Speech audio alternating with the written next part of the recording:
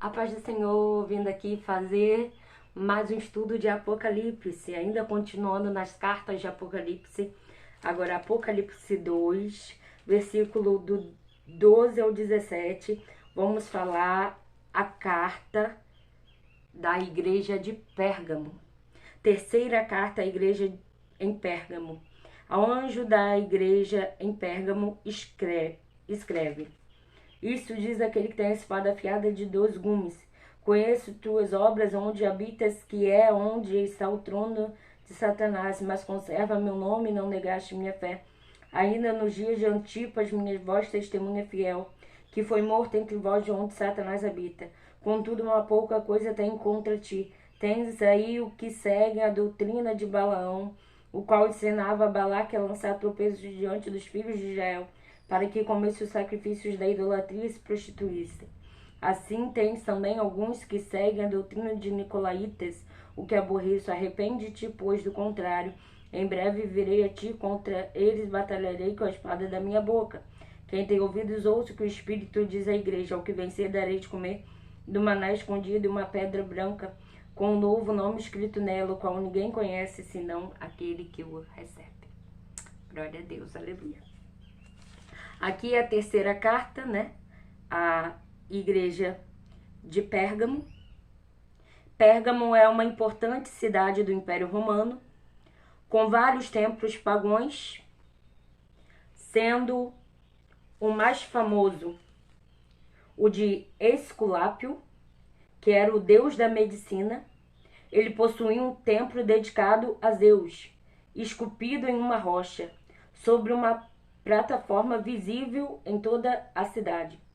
Construiu o primeiro templo de culto ao imperador, transformando-se no principal centro de adoração, que trazia grandes transtornos ao cristão. Então esse Esculápio, o deus da medicina, ele tinha por símbolo uma serpente. E a gente sabe quem é a serpente. Lá em Gênesis, em Apocalipse, é Satanás.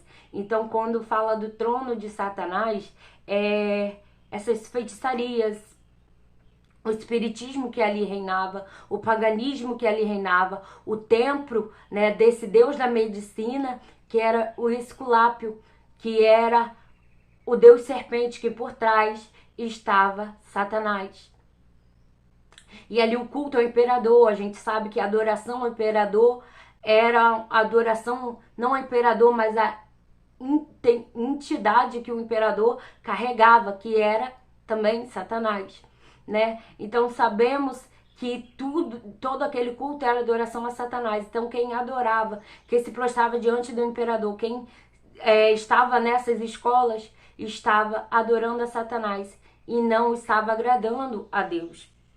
Então, nessa cidade muito idólatra, nessa cidade onde Satanás reinava, tinha uma igreja fiel, uma igreja que temia ao Senhor.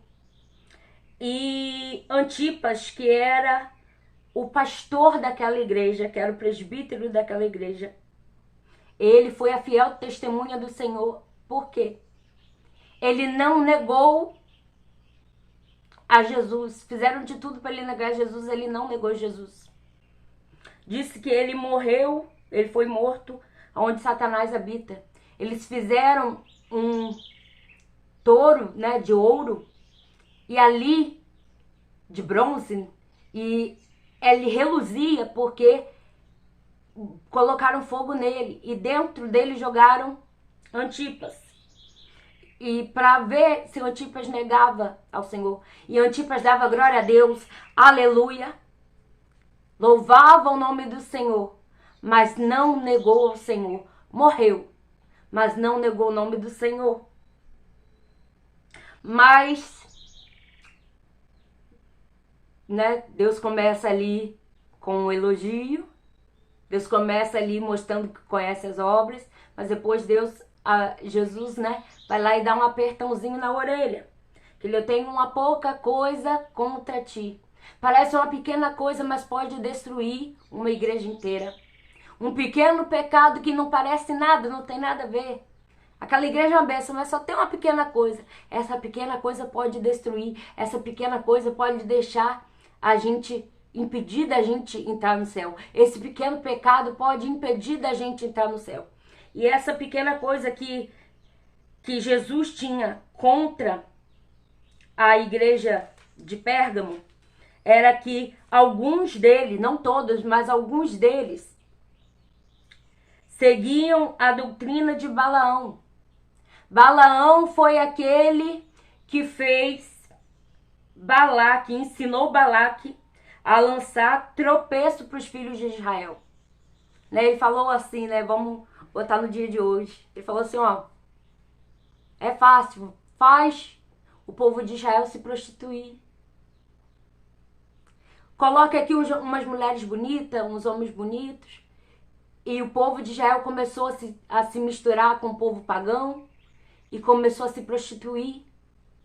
Começou a fazer coisas que não devia. E ali nas festas pagãs começou a comer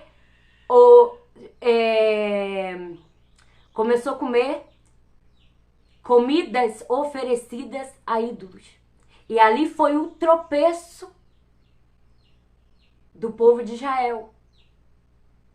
E alguns seguiam essa doutrina de Balaão, que comia comida oferecida a ídolos. E praticavam a imoralidade, a prostituição. E também tinha alguns que seguiam a seita dos Nicolaítas, como eu falei lá em Éfeso, que também tinha os que seguiam, que Éfeso aborrecia, né? E alguns ali dentro seguiam essa seita dos Nicolaítas, a qual Deus aborrecia, a qual era o precursor Nicolau, a qual ensinava que imoralidade, isso não tem nada a ver não, sensualidade dentro do templo, isso não tem nada a ver não. E hoje, né, quantas coisas parecidas com o Nicolau vai entrando dentro do templo. Essa roupa não tem nada a ver não, esse decote não tem nada a ver não. E vai entrando a sensualidade dentro do templo, né? E vai entrando, né, o adultério dentro do templo, a cobiça aos olhos. E Deus aborrecia isso. E Jesus fala para eles se arrependerem, porque em breve viria e lutaria com a espada da minha boca. Então ele fala, ele se representa como aquele que diz a espada afiada de 2 gumes. Porque naquele momento quem imperava era o imperador. Era a espada do imperador que matava todos. Mas Deus quer dizer que ele tem a espada de 2 gumes, que quer dizer a palavra dele. Com a palavra da boca dele, que sai da boca dele, é a espada de 2 gumes que corta, que penetra na mente, no coração, na medula. É com a palavra que Deus derrotará os seus inimigos. É com a palavra que sai da boca do Senhor. E aqui ele tem mais uma promessa. Então, ele encerra, né, o final dessa carta com dizendo, quem tem ouvido, ouça o que o Espírito diz à igreja. Algo que vencer, terei de comer o maná escondido. Ali muitos estavam comendo carnes sacrificada a ídolos.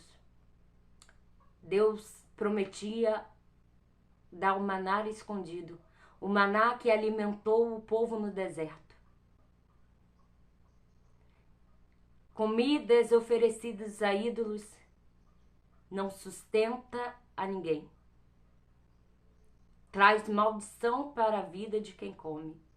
Mas o maná que vem do céu alimenta a alma e abençoa a vida. E uma pedra branca.